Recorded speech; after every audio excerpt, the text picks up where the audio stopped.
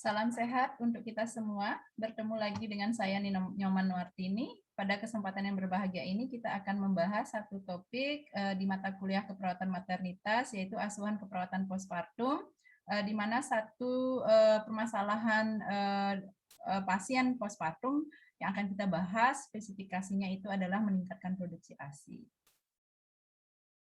Pada kesempatan yang berbahagia ini, adapun tujuan pembelajaran yang ingin kita capai yaitu mahasiswa memahami permasalahan yang sering terjadi pada masa postpartum, terutama dalam hal ini pada kesempatan ini kita akan bahas tentang permasalahan ASI. Jadi mampu melakukan pengkajian pada pasien postpartum dengan permasalahan ASI, kemudian mampu membuat rencana keperawatan pada pasien dengan permasalahan ASI, kemudian memahami tindakan perawatan payudara secara konvensional maupun tindakan perawatan payudara yang kita integrasikan dengan keperawatan komplementer. Nah, adapun indikator penilaian untuk topik ini mencakup standar penilaian kurang lebih 20% dari penilaian nilai MA yang akan nanti diambil pada saat tes UAS dan juga pada saat praktikum pada praktek klinik keperawatan. Sebelum kita lanjut kepada permasalahan spesifik tentang ASI itu sendiri, kita akan review sedikit tentang masa nifas. Jadi masa nifas itu adalah masa setelah partus selesai dan berakhir setelah kurang lebih 6 minggu dari proses kelahiran bayi tersebut. Kemudian ada juga yang menyampaikan kalau nifas tersebut adalah waktu yang diperlukan untuk pulihnya alat kandungan pada keadaan normal yang berlangsung selama 6 minggu atau 42 hari. Nah, mengingat waktu yang cukup lama ini, kemungkinan besar ibu postpartum mengalami permasalahan baik secara biopsikososial maupun spiritual. Nah, disinilah peran kita sebagai seorang perawat untuk mendampingi ibu ini, terutama nanti misalnya permasalahan yang sering dialami adalah kesulitan dalam memberikan ASI. Nah, kita tahu ASI ini penting untuk kesehatan ibu itu sendiri selama masa pemulihan dan juga untuk kesehatan bayi yang dilahirkan. Karena kita tahu setelah bayi itu lahir, makanan terbaik yang diberikan kepada bayi ini adalah ASI daripada ibunya. Dan dengan meneteki kita berharap pemulihan kembali alat-alat reproduksi ibunya, terutama yang berkaitan dengan involusi uteri, itu akan cepat kembali ke keadaan normal. Ini adalah salah satu permasalahan yang sering dialami oleh seorang ibu postpartum, yaitu tentang masalah menyusui tidak efektif. Nah, pengkajian apa sih yang harus dilakukan? Ya, misalnya kita ingin menemukan masalah tentang menyusui tidak efektif. Jadi, secara subjektif biasanya ibu ini akan mengeluh tidak bisa meneteki atau sulit meneteki, ya. Kemudian saat kita periksa payudaranya bengkak, kemudian terasa nyeri dan panas. Nah, ASI tidak keluar atau malah ASInya keluar sedikit, ya. Nah, juga bisa ditemukan payudaranya lecet. Nah, itu. Jadi bisa kita kaji permasalahannya atau datanya secara subjektif maupun secara objektif. Ya. Kemudian dari data ini kita bisa merumuskan masalah keperawatan, yaitu menyusui tidak efektif. Kemudian kita berusaha untuk membuat rencana keperawatan dan intervensi untuk permasalahan ibu ini dengan metode ONEG, ya. Yang pertama itu tentang observasi. Ya, apa sih yang bisa kita observasi? Yang pertama itu adalah keadaan umum ibu, terutama area payudara. Ya, apakah lecet, apakah ada bengkak, apakah ada bendungan air susu, kemudian putingnya itu lecet, kemudian mendelep, ya masuk ke dalam seperti itu. Nah, kemudian yang penting juga kita kaji adalah pengetahuan ibunya tentang ASI itu sendiri. Bagaimana cara menetek yang baik, bagaimana cara meningkatkan produksi ASI, ya. Kemudian kita kaji juga kemauan ibu tersebut untuk meneteki dan juga kemampuan ibunya untuk memberikan ASI atau menyusui. Nah, ini yang perlu kita kaji, ya, secara biologis bagaimana keadaan payudara ibu tersebut, kemudian secara psikologis pengetahuan ibu, kemauan, kemampuan. Nah, itu yang harus kita gali. Nah, kemudian dari data yang sudah kita dapat, dari observasi yang sudah kita lakukan, kita merumuskan nursing treatment, ya, secara mandiri dulu, ya. secara mandiri. Nih, jadi perawatan payudara ya pasca melahirkan secara konvensional. Nanti di slide berikutnya saya akan review kembali tentang bagaimana melakukan perawatan payudara secara konvensional. Nah, kemudian KIE juga nanti termasuk mengkonsumsi nutrisi untuk meningkatkan produksi ASI. Karena kita tahu bahan utama untuk produksi ASI itu adalah air, ya, mineral, vitamin, karbohidrat, protein. Nah, itu kurang lebih juga terdapat lemak. Berarti komponen nutrisi ini harus tercukupi sehingga ibu ini bisa memproduksi ASI yang optimal. Nah, itu jadi asupan nutrisi itu harus kita berikan kepada ibu postpartum agar nanti produksi ASI-nya bagus. Kemudian nursing treatment yang lain tadi secara mandiri. Nah, secara komplementer ya, jadi bisa kita lakukan komplement. Misalnya ada stimulasi titik-titik akupressure. Jadi kita masas secara konvensional, kemudian kita berikan penekanan di beberapa titik area payudara. Nah, dalam hal ini untuk meningkatkan produksi ASI. Sedangkan untuk edukasi kita lakukan KIE, ya, pentingnya ASI bagi bayinya, bagi tumbuh kembang bayinya, bagi imunitas bayinya, karena kita tahu ASI yang keluar pertama itu banyak sekali mengandung kolostrum. Kolostrum itu erat kaitannya dengan fungsi imunitas daripada bayi tersebut. Nah, kemudian untuk ibunya sendiri ini penting sekali untuk pemulihan, ya, atau yang kita sebut dengan involusi uteri. Jadi pemulihan alat kandungan ke posisi ke normal, ya, walaupun itu memang ada tahapannya, ada waktunya. Tetapi dengan efektivitas meneteki, dengan optimalnya meneteki, kita harapkan involusi uterinya akan berjalan dengan baik. Nih. Kemudian kolaborasi, jadi pemberian obat-obatan untuk meningkatkan produksi ASI. Nah, obat-obatan yang kita maksud di sini, misalnya vitamin, ya, golongan roboransia, seperti itu yang bisa meningkatkan produksi ASI. Nah, dari untuk produksi ASI ini kita harapkan ya dengan perawatan payudara yang optimal, kita harapkan ibunya bisa menghasilkan ASI yang berlimpah sehingga bisa melakukan menyusui efektif untuk bayinya. Jadi pemenuhan kebutuhan ASI terhadap bayinya ini terpenuhi secara optimal ya dengan perawatan payudara dengan dukungan nutrisi. Nah, jadi sebelum kita lanjut, mungkin di sini peranan kita adalah memberikan informasi kepada ibunya tentang keuntungan menyusui. Ya, jadi yang pertama itu ASI penuh nutrisi. Jadi tidak ada nutrisi terbaik untuk bayi baru lahir selain ASI. Ya, mengandung zat kekebalan tubuh seperti yang saya sampaikan tadi, kolostrum.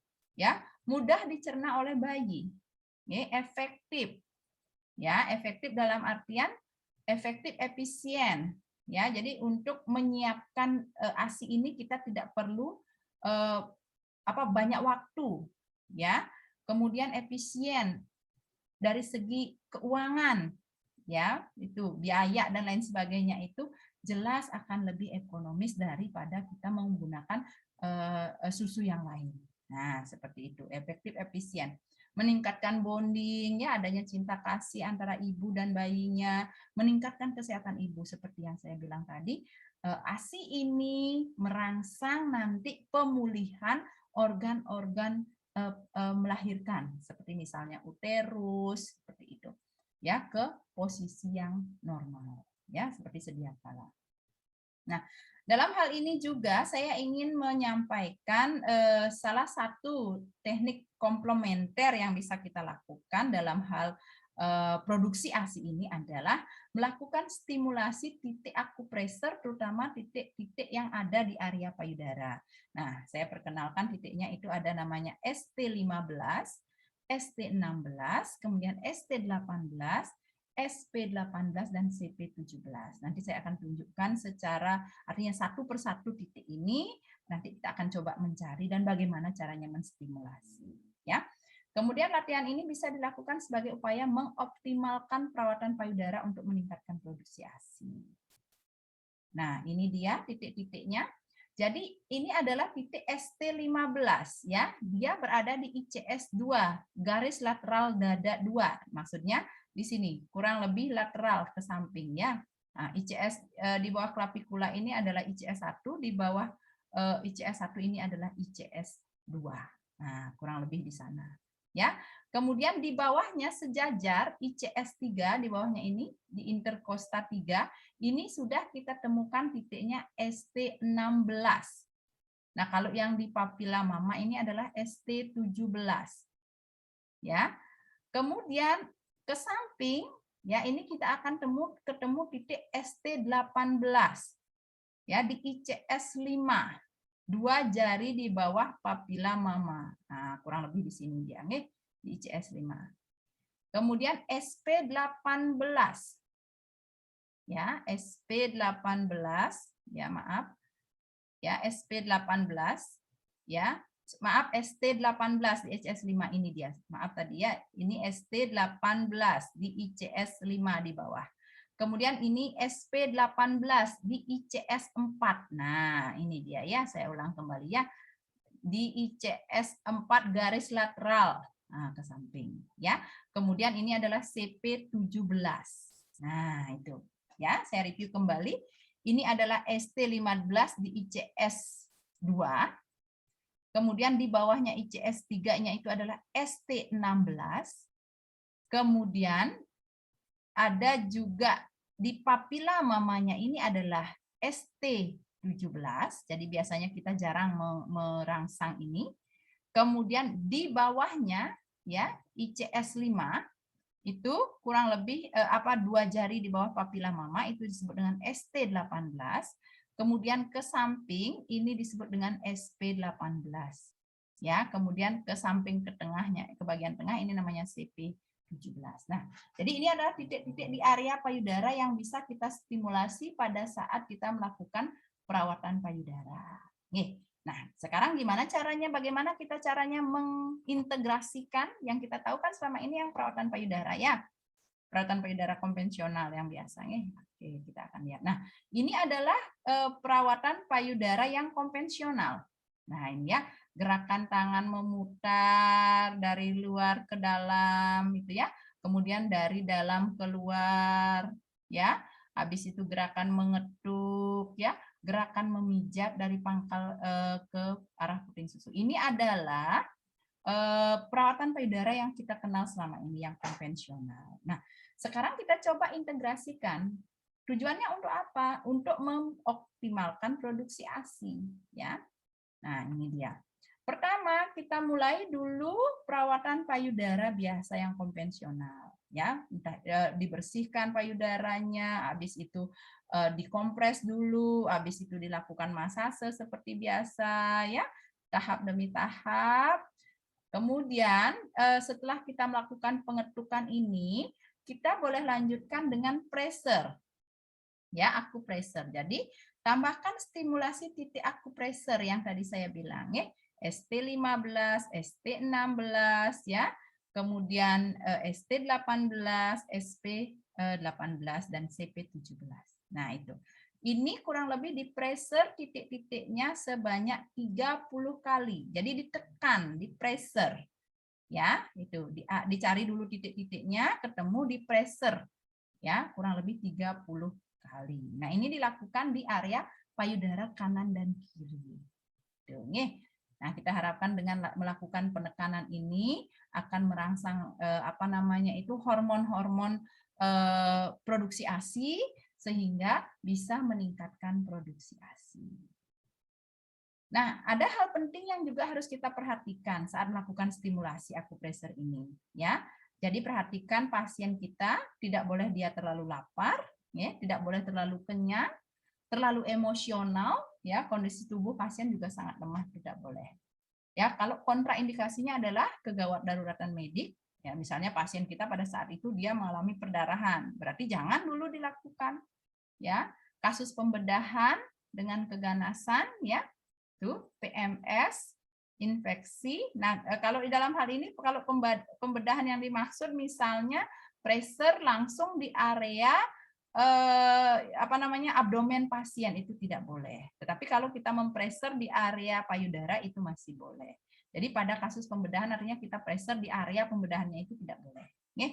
Jadi keganasan, kemudian infeksi termasuk PMS di sini, penggunaan obat antikoagulansia, ya, itu untuk darahnya. Kemudian ada kelainan pembekuan darah serta luka, itu tidak boleh dilakukan akupressure. Makanya nanti dilihat dulu payudaranya, bagaimana kondisi payudaranya. Jadi kalau memang masih intak kulitnya, ya tidak ada lecetnya berlebihan.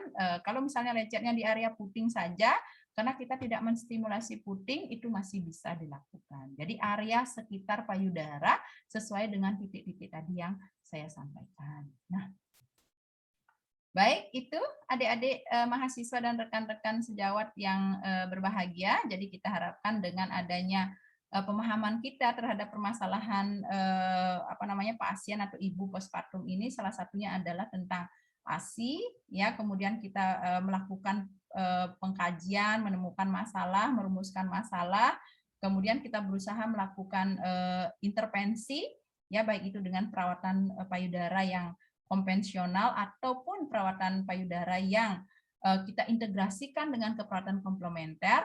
Kita harapkan produksi ASI-nya optimal, kemudian kemampuan ibunya, kemauan ibunya untuk meneteki itu juga optimal. Sehingga kebutuhan bayi terhadap ASI itu terpenuhi, sehingga tumbuh kembang bayi pun akan optimal. Nah, di sini saya berikan statement 1, yaitu berilah ASI pada anak kita agar mereka selalu mengasihkan kita. Ya, maksudnya mengasihkan kita adalah suatu saat nanti dia akan bilang sama kita, aku sayang ibu. Nah, semoga bermanfaat, salam sehat selalu, ya. Terima kasih.